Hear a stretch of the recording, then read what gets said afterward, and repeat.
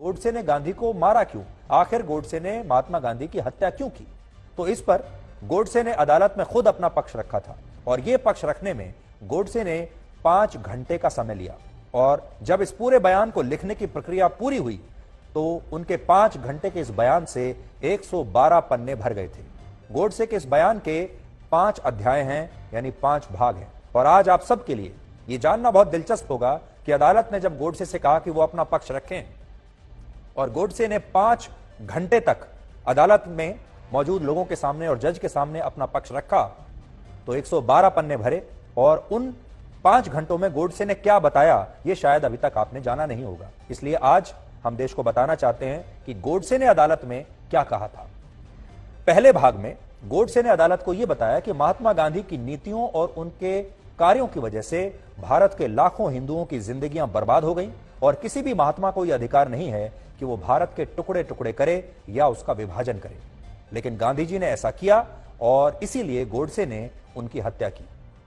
अपने बयान के दूसरे भाग में गोडसे ने कहा कि अगर देश के प्रति समर्पण रखना कोई पाप है तो मैं मानता हूं कि मैंने यह पाप किया है और मुझे पूरा विश्वास है कि इंसानों की इस अदालत के बाद भी एक और अदालत है जहां मेरे इस काम को गलत नहीं समझा जाएगा, क्योंकि मैंने ये काम मानवता की रक्षा के लिए किया है। यानी गोडसे को कोई पछतावा नहीं था कि उन्होंने कोई गलत काम किया है, वो अपने इस काम को सही मानता था। यहां एक बड़ी बात यह है कि अदालत में जब महात्मा गांधी की हत्या के मामले की सुनवाई शुरू हुई तब नाथूराम गोडसे पर जो आरोप लगाए गए थे उनके जवाब गोडसे को लिख कर देने थे और बाद में इन जवाबों को जज के सामने पढ़ा जाना था। लेकिन दूसरा पक्ष ये नहीं चाहता था, यानी जो सरकारी पक्ष था वो ये नहीं चाहता था कि गोडसे के जवाबों को अदालत में पढ़ा जाए और यही मांग तब अदालत से भी की गई। लेकिन अदालत ने उस समय इन आपत्तियों को खारिज कर दिया और इसके बाद गोडसे का यह जवाब अदालत में बाकायदा पढ़ा गया।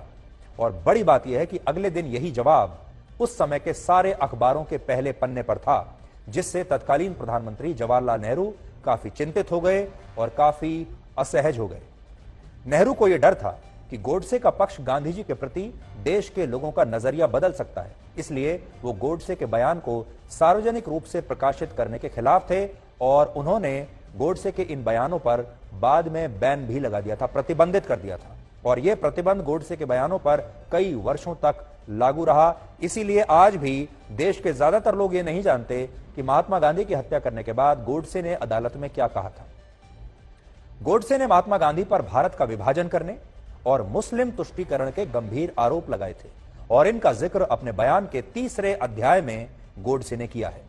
गोडसे ने कहा कि महात्मा गांधी ने कभी मस्जिद में गीता पढ़ने का साहस नहीं किया, क्योंकि वो जानते थे कि मुस्लिम इसके विरोध में खड़े हो जाएंगे।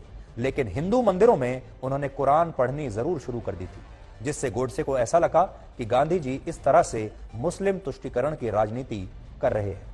हालांकि यहां एक तथ्य यह भी है कि महात्मा गांधी अपने जीवन काल में सिर्फ एक बार ही मंदिर गए थे। यह भी आप जान लीजिए, महात्मा गांधी अपने जीवन काल में एक बार मंदिर गए थे बस। और गोडसे का यह भी कहना था कि महात्मा गांधी हिंदू मुस्लिम एकता की बात करते थे, लेकिन उन्होंने हमेशा अंग्रेजों की बांटो और राज करो की नीति को ही आगे बढ़ाया और भारत को बांट दिया और उन्होंने भारत का विभाजन करने में ब्रिटिश सरकार की मदद की। गोडसे ने अपने जवाब में यह भी कहा कि महात्मा गांधी ने विभाजन के बाद भारत सरकार पर पाकिस्तान को उसके हिस्से के 55 करोड़ रुपए देने के लिए भी दबाव बनाया, लेकिन उन्होंने इस विभाजन के दौरान निर्वासित हिंदुओं के लिए कभी भी सच्चे मन से कोई प्रयास नहीं किया। असल में जिस समय भारत का विभाजन हुआ और भारत और पाकिस्तान बने, तब देश के सरकारी खजाने में लगभग 400 करोड़ रुपए जमा थे और विभाजन के तहत यह तय हुआ कि इन 400 करोड़ रुपए के खजाने में से 75 करोड़ रुपए पाकिस्तान को दिए जाएंगे और इस समझौते के तहत भारत ने 20 करोड़ रुपए की पहली किश्त पाकिस्तान को आजादी के समय ही दे भी दी थी, क्योंकि आप जानते हैं कि जब जमीन का बंटवारा हुआ, 2 देश बने, तो खजाने का भी बंटवारा होगा और खजाने के बंटवारे में पाकिस्तान को 55 करोड़ मिलने थे और दूसरी किस्त में भारत को पाकिस्तान को 55 करोड़ रुपए देने थे।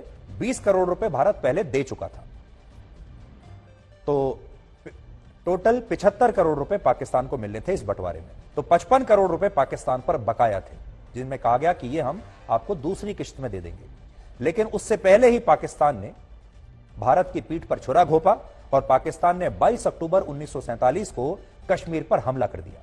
और इसके बाद सरदार पटेल ने कहा कि अब जब पाकिस्तान ऐसा कर रहा है, जब तक पाकिस्तान कश्मीर की जिद नहीं छोड़ता तब तक हम उसे ये 55 करोड़ रुपए नहीं देंगे।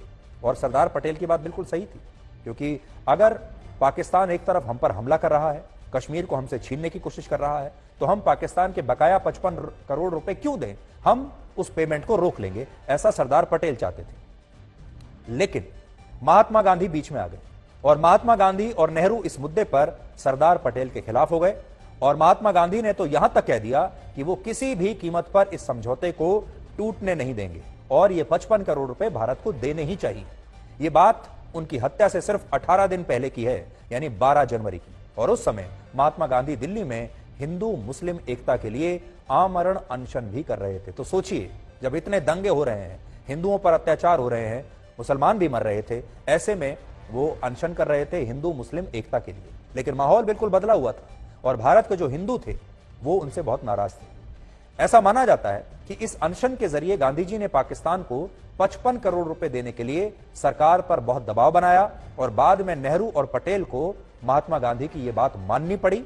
और इससे गोडसे और उसके जैसे जो दूसरे हिंदू राष्ट्र के समर्थक लोग थे वो बहुत नाराज हो गए।